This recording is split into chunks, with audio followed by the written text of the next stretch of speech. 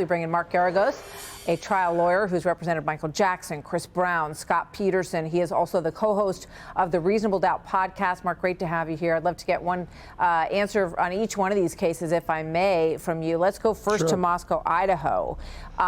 If you were representing Bryan Kohberger, the evidence seems to be lining up against him. Do you see any holes in this case at this point?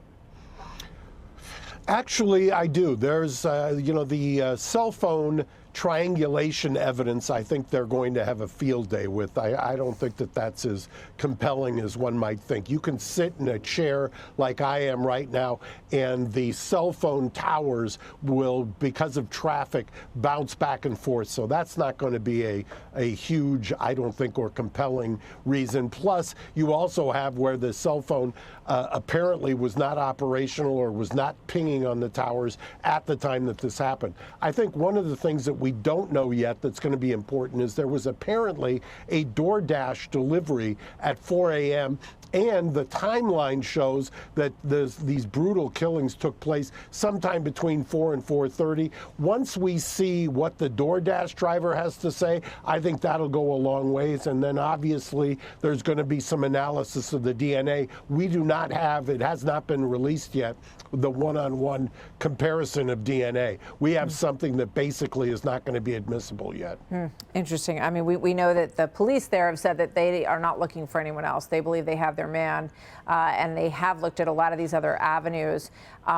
Let's talk a little bit about Ana Walshe's husband, who in prior court documents was called a sociopath. We know he had financial issues. We also know from her friends now, Mark, that she was promising that things were going to change in the new year, and she had recently been selling a car and some of their assets. What do you make of it?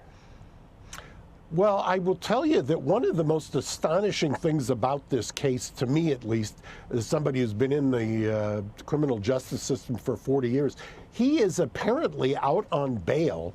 In your setup piece, they talked about that. That diagnosis that he's a sociopath comes in connection with one of the letters that was written. He was also, I believe, on a monitor, and they can monitor his movements. So this idea that he's talking to them, telling him he's here, there, or everywhere, when in fact they have the monitor and they've got presumably they know where he was and when he was. I think they did the right thing, at least from a public safety standpoint, in filing on him so that they have yet another kind of fence, a geofence around him.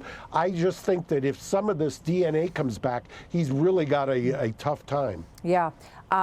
Mark Geragos, thank you very much. Just to be clear, I think he was, there's a $500,000 cash bail, but I don't think he's met it. So I think he's still there for now. But thank you very much. Good to see you, Mark. Hey, Sean Hannity here. Hey, click here to subscribe to Fox News YouTube page and catch our hottest interviews and most compelling analysis.